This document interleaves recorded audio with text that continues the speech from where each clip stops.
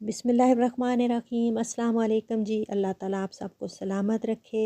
वाक़या करबला के हवाले से ताराजे कारवान के उन्वान से एक दास्तान सुनाने का सिलसिला शुरू किया है। वीडियो का पार्ट 2 हाज़िर खिदमत है और ये इतनी दर्दंगेज़ और अलमनाक दास्तान है कि जिसे बयान करते हुए 100 बार ज़ुबान लड़खड़ाती है और कलेजा मुँह को आता है। ज़रा अपने दिल पर हाथ रख कर सोचिए कि हमारे यहाँ एक मैयत हो जाती है तो घर वालों का क्या हाल होता है। गमगुसारों की भीड़ होती है लेकिन आंसू थमते नहीं हमारे, इज़्तिराब की आग नहीं बुझती और फरियादों का शोर भी कम नहीं होता। तो फिर करबला के मैदान में हरम की उन मुक़द्दस शहज़ादियों पर क्या गुज़री होगी जिनके सामने उनके बेटों, शोहरों और अजीज़ों की लाशों का अंबार लगा हुआ था, जो गमगुसारों और हमदर्दों के झुरमट में नहीं बल्कि खूनखार दुश्मनों और सफाक दरिंदों के नरगे में थी। बहुत अलमनाक सी दास्तान है जी। बिलाखिर हज़रत इमाम हुसैन आली मकाम भी शहीद कर दिए जाते हैं। उम्मीदों की दुनिया लुट जाती है। बीच मंझधार में कश्ती का नाखुदा भी चल बसता है। अब बनु हाशिम के यतीम कहाँ जाएं, किसका मुँह तकें।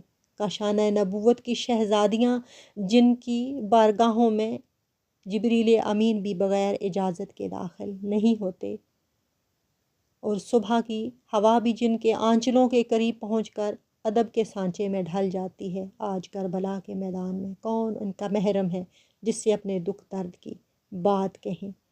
इमाम हुसैन आली मकाम का सर कलम करने के बाद कूफियों ने बदन के पैराहन मुबारक भी उतार लिए, जिसमें अथर पर नेज़े के 32 ज़ख्म और तलवार के 34 घाव थे। इब्ने साद के हुक्म पर यजीदी फ़ौज के 10 बदबख्तों ने सैयदा के लखते जिगर की नहश पाक को घोड़ों की टापों से रौंद डाला। हज़रत ज़ैनब सलामुल्लाह अलैहा और शहरबानो खेमे से ये लर्ज़ा खेज़ मंज़र देखकर बिलबिला उठी और चीखें मार कर ज़मीन पर गिर पड़ी। इसके बाद शिमर और इब्ने साद दंदनाते हुए खेमे की तरफ बढ़े। इब्ने शिमर ने अंदर घुसकर पर्दादार बीबियों की चादरें छीन ली और खेमों को आग लगा दी। हज़रत ज़ैनब बिनते अली ने गैरत और इज़्तिराब की आग में सुलगते हुए कहा, शिमर तेरी आंखें फूट जाएं, तू रसूलुल्लाह की बेटियों को बेपर्द करना चाहता है। इन चेहरों के मुहाफ़िज़ शहीद हो गए, अब दुनिया में हमारा कोई नहीं है। ये माना कि हमारी बेबसी ने तुझे दलेर बना दिया है, लेकिन क्या कलमा पढ़ाने का एहसान भी तू भूल गया। ए ज़ालिम, नामूसे मोहम्मद की बेहुरमती करके कहरे खुदावंदी को हरकत में ना ला।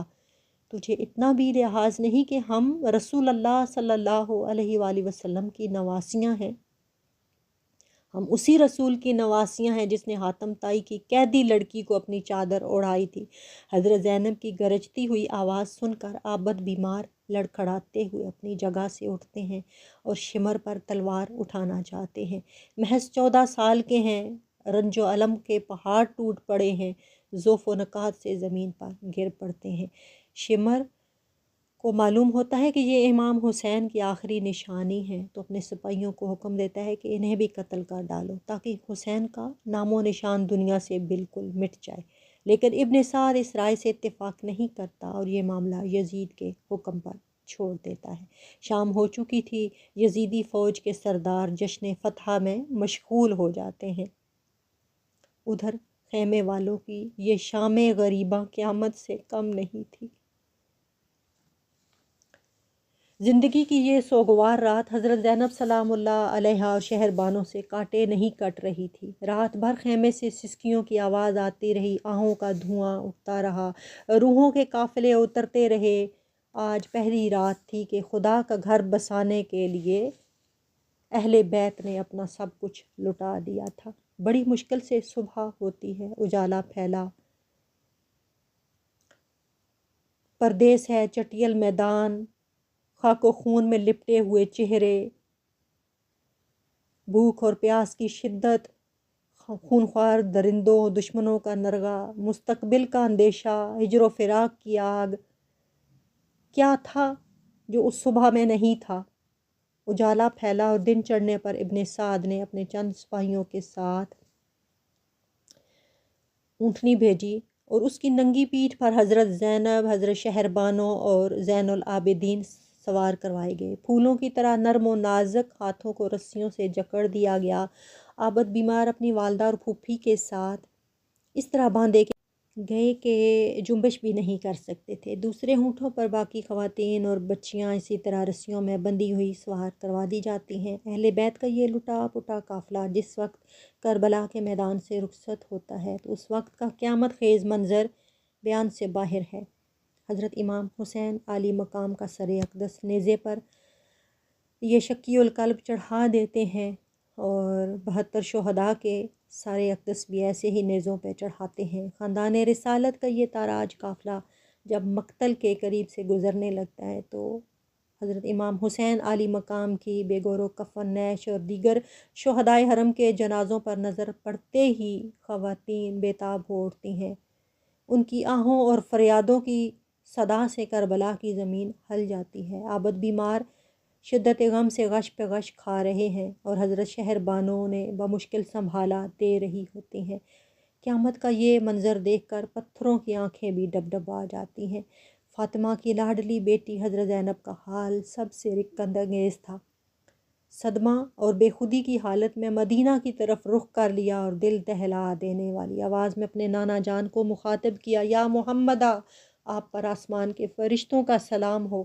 دیکھیے آپ کا لاڈلہ حسین ریگستان میں پڑا ہے، خاک و خون میں آلودہ ہے، تمام بدن ٹکڑے ٹکڑے ہے، نیش کو گور و کفن بھی میسر نہیں۔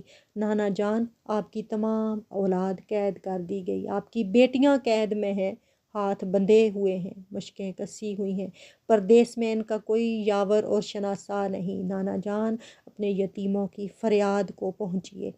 ابن جریر کا بیان ہے کہ دوست اور دشمن کوئی ایسا نہ تھا جو حضرت زینب کے اس بیان پر آبدیدہ نہ ہوا ہو۔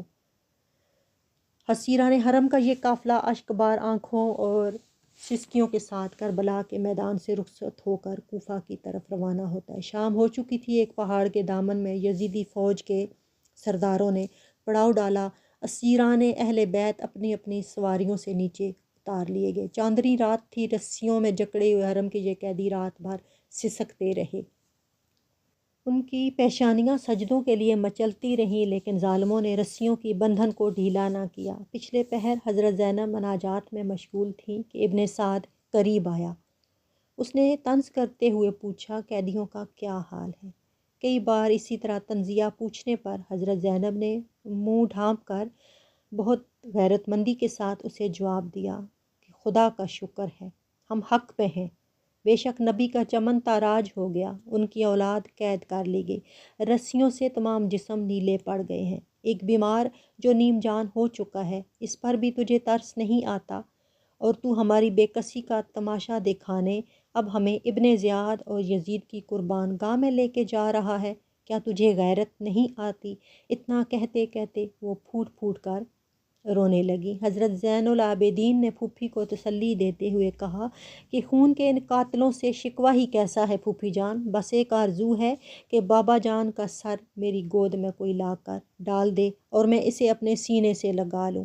ابن سعد نے کہا، گود میں نہیں، تیرے قدموں کی ٹھوکر پہ ڈال سکتا ہوں، اگر راضی ہو تو اقرار کر۔ ظالم نے پھر زخموں پہ نمک چھڑکا۔ پھر حرم کے قیدی تلملا اٹھے۔ اضطراب میں بجھی ہوئی ایک نسوانی آواز آئی کہ اے بدبخت، جنت کے سردار سے گستاخی کرتا ہے، کیا تجھے خبر نہیں یہ کٹا ہوا سر اب بھی دو جہاں کا مالک ہے؟ ذرا غور سے دیکھ، بوسہ رسول پہ انوار و تجلیات کی کیسی بارش ہو رہی ہے۔ صرف جسم سے رابطہ ٹوٹ گیا ہے، عرش کا رابطہ تو اب بھی قائم ہے۔ اسی رنج و کرب میں ڈوبے ہوئے اسیران اہل بیت کا یہ تاراج قافلہ کوفہ پہنچا، اور مارے شرم کے ابن سعد نے شہر کے باہر ہی جنگل میں قیام کیا۔ رات کے سناٹے میں حضرت زینب مناجات اور دعا میں مشغول تھی کہ ایک ہلکی سی آواز کان میں آئی، بی بی، میں حاضر ہو سکتی ہوں؟ نگاہ اٹھا کر دیکھا تو ایک بوڑھی عورت سر پہ چادر ڈالے منہ چھپائے سامنے کھڑی ہے۔ اجازت ملتے ہی قدموں پہ گر پڑی اور دست بستہ عرض کیا، میں ایک غریب و محتاج عورت ہوں، بھوکے پیاسے آل رسول کے لیے تھوڑا سا کھانا اور پانی لے کر حاضر ہوئی ہوں۔ بی بی میں غیر نہیں ہوں، ایک مدت تک شہزادی رسول سیدہ فاطمہ الزہرا کی کنیزی کا شرف حاصل رہا ہے۔ یہ اس زمانے کی بات ہے جب کہ سیدہ کی گود میں ایک ننھی منھی بچی تھی جس کا نام زینب تھا۔ حضرت زینب نے ابلتے ہوئے جذبات پہ قابو پا کر جواب دیا، تو نے اس جنگل اور پردیس میں ہم مظلوموں کی مہمان نوازی کی، ہماری دعائیں تیرے ساتھ ہیں، خدا تجھے دارین میں خوشی عطا کرے۔ جب اس کو معلوم ہوا کہ یہی حضرت زینب ہیں تو چیخ مار کر گلے سے لپٹ گئی اور وہیں اپنی جان بنت رسول کے قدموں پر نثار کر دی۔ عشق و اخلاص کی تاریخ میں ایک نئے شہید کا اور اضافہ ہوا۔ تو انشاءاللہ جی ویڈیو کا پارٹ 3 جلدی آپ لوگوں کے ساتھ شیئر کروں گی۔ اپنا خیال رکھیے گا، اور ویڈیو اچھی لگی ہو تو لائک اور سبسکرائب بھی کر دیجیے گا چینل کو۔ پھر ملیں گے انشاءاللہ۔ اللہ حافظ۔